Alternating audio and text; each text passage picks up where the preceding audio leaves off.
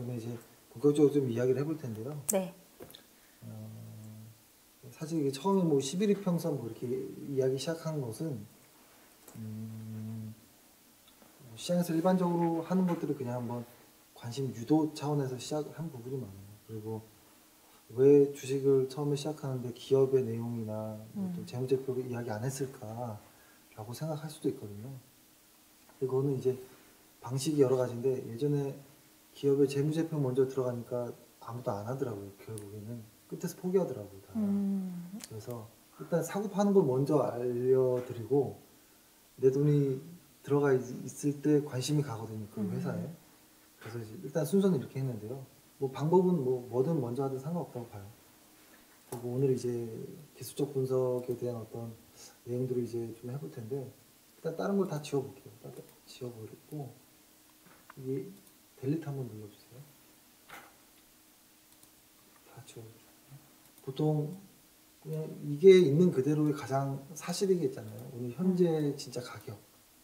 현재는 가격. 오늘 어때요, 코스피?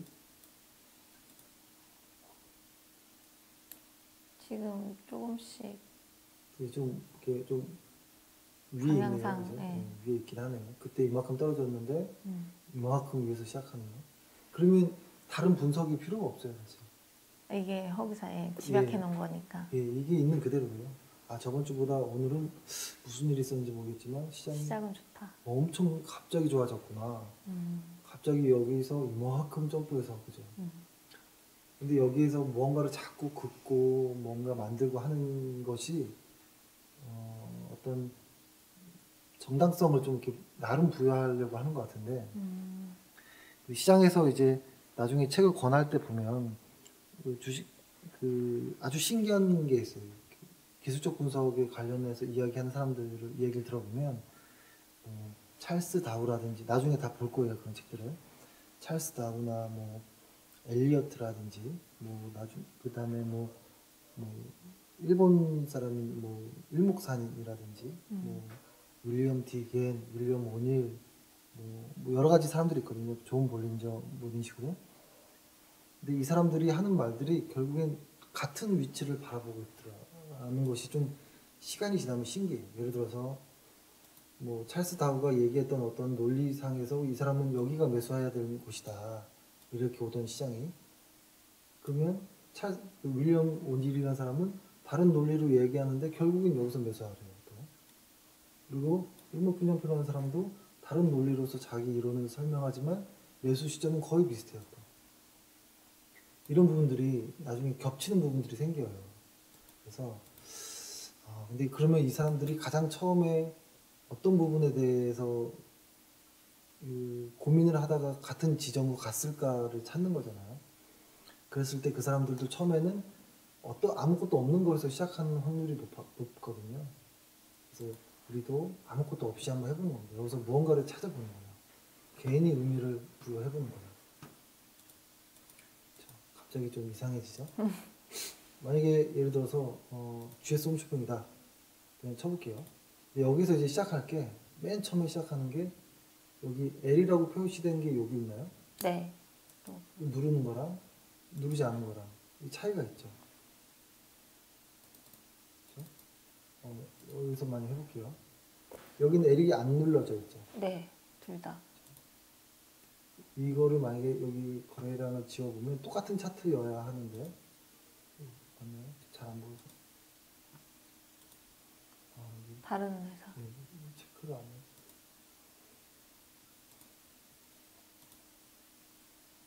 체크 안 돼 있죠? 부강력도. 그렇죠. 그리고 이게 똑같은 네, 이제 똑같아요. 여기를 한 1000으로 돼 있죠? 네. 여기도 한 1000으로 한번 해주세요. 여기 1000. 그럼 똑같은 기간으로 놓고 한번 봐볼게요. 이렇게 놓으면 여긴 제가 L 눌렀나요? 이제 아직 누를게요. 안 눌렀어요. 네, 눌렀어요. 같은 차트인데 모양이 조금 삼성전자 한번 쳐보세요. 그리고 여기다가 한 5000이라고 할까요? 그리고 여기다가도 한 5천. 이 보면 같은 차트거든요. 같은 기간에 같은 차트인데 다르게 보이죠, 완전히. 네. 이게 이제 처음에 시작할 때 보통 사람들이 주식하는 개인 투자자분들이 차트를 많이 보는데 가장 첫 시작부터 잘못된 경우들이 많아요. 이게 뭐냐면 이 오른쪽에 있는 거는 일반 차트, 여기는 이제 로그 차트라고 그래요. 로그 차트. 같은 차트, 같은 기간인데 너무 다르게 보이잖아요. 그죠? 이때는 무슨 난리 난 것처럼 상승했죠? 근데 여기서 보면 뭐 얌전해 보이기도 하고. 그 다음에 뭐 좀 오래된 회사, 뭐 현대차 한번 볼까요? 좀 다르죠? 이게 기간이 다르네요. 여기도 5천이라고 돼요. 5천. 여기는 5천, 5천 돼 있나요? 네. 그죠? 같은 기간인데, 맞죠? 여기 기간 아래 보면 다 비슷하나요? 개연수? 기간은 똑같아요. 그쵸? 네. 너무 다른 차트가, 새로운 차트죠? 같은 회사를 안 보이죠? 네. 이게 왜 그러냐면, 일단 핵심은 이거예요. 예를 들어서, 과거에 100원이라고 했던 회사가 있어요. 100원짜리 회사가 있는데, 이 회사가 10원 올랐어요. 그렇죠? 그러면 한 10% 오른 거긴 하죠. 10원 오르면서 10% 올랐다라고 표현할 수 있는데, 이 회사가 시간이 지나서 1,000원짜리 회사가 되어 있었어요. 근데 이 1,000원짜리 회사가 10원 올랐어요. 그럴 땐 다르게 표시돼야 된다라고 봐요. 그러니까 이때 10원 오른 거와 이때 10원 오른 거를 같이 보면 안 되는 것 같아요. 퍼센트로 봐야 돼요. 예를 들어서 이때는 뭐 1% 올랐다라고 10% 오른 거네요. 10% 올랐고 이때가 1% 올랐다는 거잖아요. 이게 다른 느낌이에요. 전혀 다른. 근데 이 퍼센트로 본 게 얘네 로그 차트가 그런 모습이고 얘네는 그렇게 표현 안 해요. 그냥 단순하게 가격만 보고 표현한 거예요. 그러니까 왜곡이 발생돼요. 차트에 왜곡이 발생될 수 있어요. 그래서 이제 앞으로 써야 될 차트는 여기 로그 차트를 보는 거예요. 네. 근데 대부분 로그 차트를 쓰지 않는 경우들이 많아요. 그러면 어떤 현상이 일어나냐면 일반 차트를 보면 일반 차트를 한번 키워볼게요. 키워보면 예를 들어서 아까 같이 삼성전자를 보면 예를 들어서 이거를 최대한 더 한번 길게 해볼게요. 요런 데 봐보세요. 요런 모습. 여기가 이도저도 아닌 걸로 보이죠. 평평해 보이잖아요. 근데 여기를 로그 차트로 한번 바꿔볼게요. 여기 맞나요? 네. 좀만 더 위로. 왼쪽. 네. 로그 차트로 보면 어때요? 이 구간이 완전 다르죠. 들락날락하고. 그렇죠? 그래서 가끔 TV에서 보면 이렇게 이야기하는 사람이 있어요. 이 일반 차트를 펴놓고 일반 차트를 펴놓고 과거에 이 종목이 이렇게 쫙 안정적으로 쫙 깔려 있을 때 이때 샀으면 지금 이만큼 왔지 않았느냐라고 표현하는 사람들을 꽤 많이 봤어요. 근데 그거는 거짓이죠. 실제 로고 차트로 보면 이때 엄청난 게 무서웠던 시장이에요. 이때 뭐 마음대로 쉽게 살 그런 모습이 아니에요. 난리 났던 날이거든요. 그러니까 아주 사소하게 로고 차트와 일반 차트를 구별 못하는 사람들이 아주 대다수예요. 주식시장에서는. 근데 이제는 우리는 일반 차트를 보면 되겠죠. 이제는. 그렇죠? 일반 차트로 시작을 하는 겁니다. 이제. 로그 차트로. 네. 일반 차트로.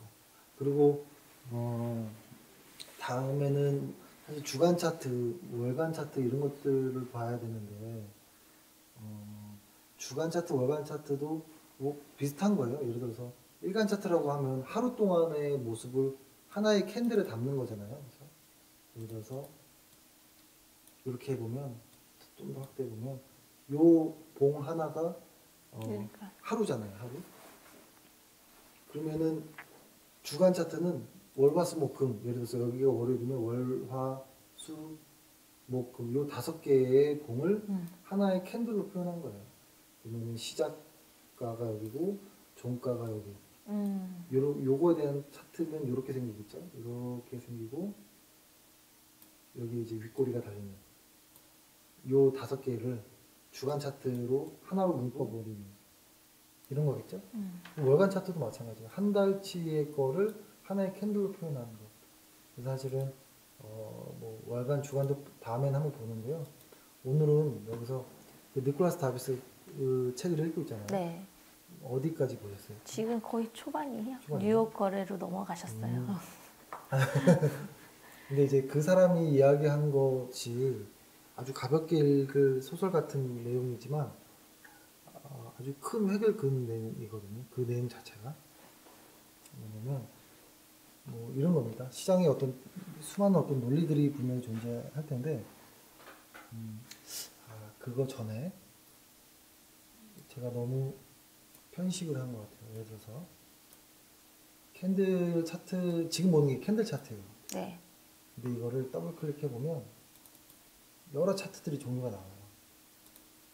이렇게 보면 이거는 선으로. 그죠, 종가만 연결한 선이 되는 차트인 거고, 그죠? 그리고 이거 누르면 이건 미국식. 조금 봉이랑은 다르죠. 여기 보면 시가와 종가로 표현되는 뭐 보긴 비슷할 거예요. 그리고 뭐 캔들 볼륨 차트라는 것도 있어요. 이게 뭐냐면 두께가 좀 다르죠. 옆으로 이렇게. 네. 거래량을 캔들에 같이. 넣어버리는 거예요. 그래서 두꺼운 날은 거래량이 많았던 날, 이렇게 아주 얄쌍한 날은 거래량도 적었던 날. 그리고 PNF 차트라는 것도 있어요. XO로 표현하는 차트.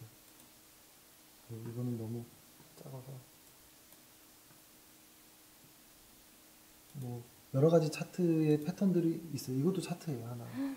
이렇게 보는 경우도 있고, 뱅코 차트라는 것도 있고, 이건 좀 비슷해 보이죠? 카기 차트라는 것도 있고. 근데 이 모든 차트들을 볼 때 사실 뭘 봐도 비슷할 거예요. 근데 이제 핵심은 뭐냐면 이 모든 차트들이 웬만한 차트들이 시간에 따른 여기 시간 흐름에 따른 이 높낮이가 이제 핵심인 것이에요. 보통 높낮이. 이 시간이라는 것을 이제 규정하거나 확실히 따라가는 차트는 아직은 없다라고 봐야 되고, 그냥 가격 높낮이를 시간에 그냥 풀어 놓기만 한 거예요. 가격의 높낮이를 그런 거고. 이제부터 본격적으로 한번 해보면 예를 들어서 뭔가 이 차트라는 것이 그런 거예요. 사실 가장 고민되는 것 중에 하나가 이 차트가 과거에 이런 모습을 보였다고 미래에도 어떤 패턴을 가질까라는 것에서 시작해요. 그러면 안 그럴 가능성이 높아요. 그럼에도 보는 이유는 과거의 시장을, 과거의 이 어떤 종목의 역사를 봄으로써 이 회사의 변동폭을 좀 확인하려고 하는 게 있어요. 변동폭. 아, 이 회사는 움직이면 이 정도까지는 위아래로 움직이는구나. 그러니까 이 회사의 어떤 행태를 보려고 하는 거예요. 행태를. 그리고 하나는 매수와 매도 시점을 좀 내가 원하는 어떤 원칙에서 해보자라는 목적이 좀 커요. 그러니까 이 기술적 분석으로 앞을 예언하기보다는 내 기준을 정하고 과거의 모습들의 어떤 행태를 좀 확인하려고 하는 게 가장 큰 부분인 것 같아요. 그래서 가끔 시장에서 이런 얘기도 합니다. 보통 주식방송 같은 거 보면 전화가 와서 나 지금 종목 어디에 사서 얼마에 지금 물려있는데 앞으로 얼마까지 가나요? 이렇게 물어봐요. 무릎팍도사처럼. 근데 그걸 또 대답해줘요. 얼마까지 가니 얼마 되면 파세요 이래요. 근데 그거 제대로 맞을 수 있을까요? 아니요, 아까 말씀하신 건 선택은 그 시점까지는 뭐 분석하고 선택할 수는 있지만 선택 이유는 전혀 예상할 수가 없어요. 맞아요. 그러니까 그런 질문하는 것 자체도 의문인 거고 대답해 준 사람은 더 이상한 사람이에요. 자기가 신이라고 생각하는 거일 것 같아요.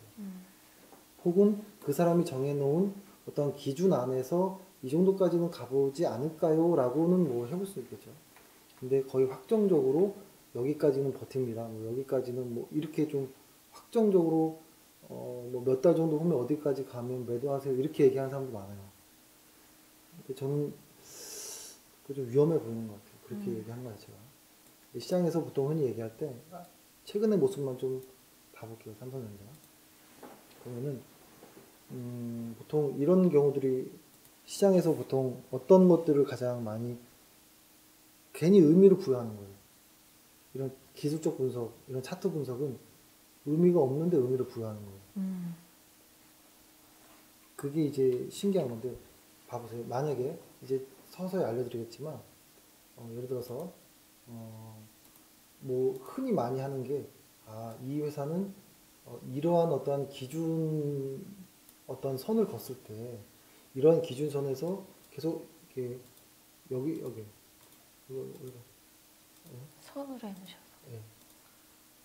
요런 구간에서 반등하고 하니까 여기를 기준으로 무언가가 이루어지나라고 생각을 하는 거예요. 마디를. 네, 그리고 또 봤더니 대충 뭐 요 언저리 안에서 가격대들이 많이 이루어지네. 이 안에서 그러니까 이런 거죠. 예를 들어서 그러면 나는 요 밑에 오면 사고 위에 가면 팔아야 되나? 뭐 이런 의미를 부여하는 거예요. 의미. 이 의미가 있을까라는 생각도 할 필요가 있고 또 어떤 분석도 있냐면 예를 들어서 뭐 이렇게도 할 수 있어요. 만약에 이 회사는 작은 어떠한 박스권 요 안에서 막 주가가 움직이고 그다음에 또 다른 박스권이 존재하고 또 여기도 박스권이 존재하고 여기도 박스권이 존재하고 이렇게 종목을 이렇게 박스권으로 나눠서 이 박스권에 있을 때는 매매를 좀 자제하다가 박스권 돌파할 때 매수 쭉 올라가고 또 새로운 박스권이 형성되고 여기서 돌파할 때 매수. 니콜라스 다비스가 네, 박스. 네. 그러니까 보면은 실제로 이 긴 횡보 구간보다는 올라가는 구간은 짧아요 생각보다. 또 횡보 기간은 길고 올라가는 기간은 짧고 이렇게 무언가를 찾으려고 하는 거예요.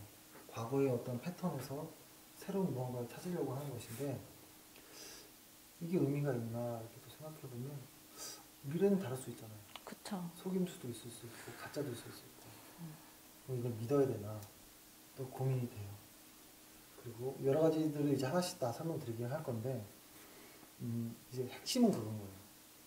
주식은 자기 실현적인 대상인 것으로 느껴져요. 뭐냐면 마치 이렇게 박스 이론 혹은 아까 같이 어떤 추세를 봤을 때 어떤 이 추세 방법, 채널 방법론 어떤 뭐 지지와 저항이라는 것을 얘기하면서 지지 깨고 내려가면 팔고 뭐 이런 여러 가지 방법들을 마치 오래전부터 교과서적으로 배웠거든요. 사람들이 다. 그렇기 때문에 모든 사람들이 같은 시점을 좀 봐요. 그렇기 때문에 이런 겁니다. 예를 들어서 이런 거죠. 어떤 회사를 별것도 아닌 회사처럼 보였는데 워렌 버핏이 샀어요. 그럼 사람들이 의미를 부여해요. 분명 워렌 버핏이 샀으니까 이 회사는 좋은 회사일 것이다. 그래서 더 주가가 올라가는 경우도 생겨요. 근데 기술적 분석도 마찬가지예요. 예를 들어서 우리가 생각하고 있던 일정 어떠한 이 중요하게 버티고 있던 이 가격대가 무너지고 나서부터는 시장이 꺾일 것이다 라고 모두들 교과서처럼 배웠기 때문에 거기를 보고 있는 거예요. 이 중요한 선이라는 것을 누구나 다 같이. 그래서 거기에는 심리가 들어가요.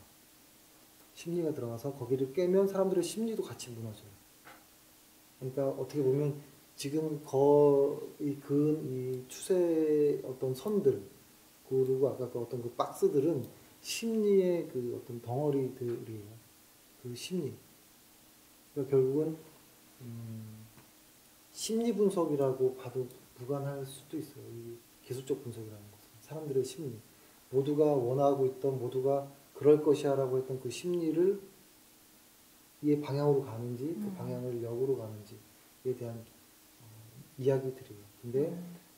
근데 이것이 심리는 수많은 사람들이 모여 있는 것이니까 변할 수도 있기 때문에 무시할 수는 없는 게 누구나 보고 있는. 그러니까 워렌 버핏이 사면 진짜로 주가가 오르는 것처럼 이 기술적 분석을 누구나 보고 있기 때문에 알긴 알아야 돼.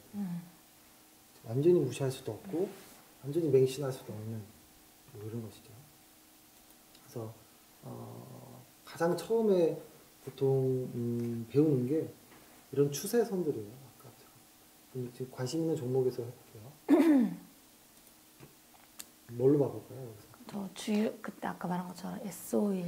SO에 근데 보통 이건 추세를 볼 때는 조금 길게 해서 봐봐요. 일단 최대한 길게 해서 이 회사가 어떻게 왔었지라고 한번 보는 거예요. 근데 이거를 한번 직선으로 한번 그어볼까요? 아까 같이 느낌을 그냥 대충 해보는 거예요. 여기가 마지막 정도 가격이잖아요. 이렇게 그어봐야 되나? 혹은 대충 여기서 이렇게 뭔가 이 대충 의미를 부여하는 거예요. 정해진 룰은 없어요. 이 끝점들이 한 번씩 부딪혔던 어떤 심리적인 어떤 가격대를 한번 찾아보는 거예요. 그리고 혹은 여기서는 요렇게 대충 걷더니 여기 안에서 주가들이 이렇게 맞고 떨어지고 움직이는 건가? 혹은 대충 이렇게 그었더니 여기 위에서 주가가 놀았구나. 이렇게 이렇게 그으면 또 그렇게 보여요. 그렇죠? 안 그으면 또 안 그은 것 같기도 한데, 그러니까 이게 위험한 부분인 것 같아요. 아무튼 근데 사람들이 가장 많은 보는 방식이 이렇게 추세선을 그어보는 거예요. 그러면 이거를 과거의 긴 추세선을 한번 볼게요. 이 정도부터 대충 그어볼게요. 이렇게 대충 그었습니다. 이거 안 맞았다. 대충 이렇게 그어보고, 그러면 이 추세선을 이탈했네요. 최근에 보면. 네. 그렇죠? 그러면 이거 다시 확대해서 한번 볼게요.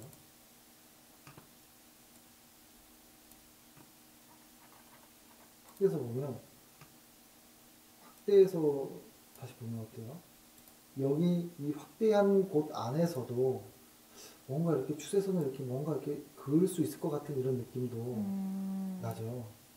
그리고 여기도 상승 추세선을 뭐 이런 식으로 긋는다든지 뭔가의 방식들이 있겠죠. 이렇게 해보면 어때요? 이거 활용할 수 있을까요? 아니면 신뢰가 가세요? 이렇게 거놓고 한다는 것이? 신뢰가 가긴 하는 것 같아요. 그냥 어쨌든 가이드라인처럼 이렇게 어쨌든 선을 그어놓으면 이 위로만 움직일 때 뭐 예를 들어서 이걸 돌파하면은 매도하든지 뭐 만약 이 시점에서 정말 매도를 했을 수도 있고, 그리고 지금 또 다시 이제 제가 만약 밑으로 내려가는 잣대를 그렸으면 지금 또 올라가고 있으니까 이게 다시 또 계속 올라가려나 해서 또 매수했을 수도 있는 거니까. 그러니까 뭐 답은 없겠지만 어느 한 가지 방법이 될 수는 있다고 생각해요. 맞아요. 그렇게 보는 거예요. 그러니까 이게 100%는 아니겠지만 내 기준을 내가 만들어 보겠다 이런 의미인 것 같아요. 정해진 룰은 아니고 이렇게 하고 그 다음에 그래서 근데 여기서 이제 가장 핵심이 됐던 내용들이 뭐냐면 이런 뭔가 이렇게 중요한 어떤 의미를 가진 가격대들이 있죠. 이렇게 혹은 바닥이든 그렇죠? 이 바닥에서 확 올라갔었고 이 꼭지에서 확 빠지고 했으니까 중요한 건 이런 중요 가격대를 이어나가는 것들이 보통 추세나 어떤 저항이나 뭐 이런 것들이 돼요. 보통. 예를 들어서 뭐 이 가격대가 아주 중요하다라고 보면 또 이렇게도 거지는 거예요. 그렇죠? 과거에 이런 가격대만 오면 빠졌다. 여기도 왔더니 잠깐 또 그만 빠지고 올라가긴 했지만, 그렇죠? 이런 어떤 중요한 것들을 보는 거예요. 근데 이게 왜 이렇게 생길까라는 생각을 먼저 해야 돼요. 그 다음에 왜 이런 일정 부분의 가격대가 중요하게 여겨졌지? 이 구간 동안에 어떤 심리가 반영되었길래? 라고 어차피 심리적 분석이니까 심리를 한번 이해하고 나서 그 다음에 여러 차트들을 한번 볼게요. 예를 들어서 이런 겁니다. 그러니까 이건 저의 논리인 거예요. 1,000원짜리 했던 주식이 몇 달 지냈더니 다시 1,000원이 오긴 했어요. 근데 과정이 두 가지일 것 같아요. 맨 처음에 1,000원을 사자마자 확 빠져버렸을 때 그리고 다시 본전 근처에 왔을 때의 과정이 있을 거고 사자마자 오를 때가 있을 거고 그죠? 이 두 가지 방식에서 사람들의 심리가 달라요. 결론은 같은 가격대임에도 예를 들어서 이런 거예요. 1,000원에서 샀는데 사자마자 빠지는 거예요. 결국에 500원까지 온 거예요. 그럼 이때 사람들의 심리는 어떨까요? 1,000원짜리 500원 됐을 때. 안 좋겠죠. 어쨌든 그쵸. 자기가 뭐 버티기 쉽지 않은 심리를 갖고 계시겠죠. 아, 그러면은- 잘못 샀구나. 맞아요. 자책을 하고 나는 진짜 주식에 소질 없어 라고 하면서 가장 많이 이제 여기서부터 이제 꿈꾸는 건 뭐냐면 나는 더도 말고 본전만 오면 나는 소원이 없다 이런 이야기를 해요. 보통. 그래서 주식이 반등을 하고 본전가 근처에 오면 사람들이 심리적으로 더 긴장이 되는 거예요. 사실은 이게 1,000원에서 900원 정도까지 왔을 때 결과적으로는 100원밖에 빠지지 않은 건데도 불구하고 500원을 경험한 사람은 심장이 막 뛰는 거예요. 그래서 본전 오기 전에 팔아요. 그래서 주식이 한번 빠져요 이렇게. 그래서 이걸 그래 보면 보통 밑에서 쭉 하락하고 있던 종목은 아주 중요한 가격대의 근처에 오면 살짝 빠졌다가 이게 실제로 갈 놈들이면 이렇게 가요. 여기의 심리가 그런 심리라는 거예요. 아 본전만 내라 소원이 없겠다라는 심리가 반영된 것이고 거꾸로 이렇게도 볼 수 있어요. 1,000원이었던 주식이 사자마자 1,500원이 딱 되잖아요. 그때 사람들의 심리는 어떨까요? 아, 내가 잘 선택했구나 하면서 시장이 더 올라가겠지. 더 큰 그렇죠, 기대 그렇죠. 심리를. 보통 더 갈 거야라는 생각도 하고 한턱 쏘기도 하고 사람들한테 나는 주식 천재야라고도 하기도 해요 보통. 근데 빠져요. 만약에 1,000원짜리가 1,100원 왔어요. 사실 뭐 100원 오른 거밖에 되지 않은 것인데 여기서 벌써- 1,500원을 경험했던 사람이기 때문에 이 빠진 거에 대한 상당한 압박도 있겠지만 아직 여유도 있어요. 그나마 나는 그래도 100원이니까 그래서 그래 내 가격 근처 오면 그래 높았던 게 기억이 나기 때문에 싸다라는 생각이 들어서 오면 더 사요. 꼭 올라갈 때가 많아요. 그러니까 이런 거죠. 예를 들어서 주식이 쭉 올라갔다가 빠질 때 잠깐 올라갔다가 훅 빠지는 경향들이 있어요. 그거 역시도 그런 심리가 녹아져 있어서 어떤 중요 지지선들을 연결할 때 무언가 중요 지지선들을 연결할 때 이 과정의 심리를 이해해야 돼요. 아 이게 밑에서 올라오는 심리인지 혹은 위에서 내려갔다가 올라가는 심리인지를 조금 연구해봐야 돼요. 일단은 요거는 요 정도만 잠깐 하고 네. 잠깐 쉬었다 다시 해볼게요. 네.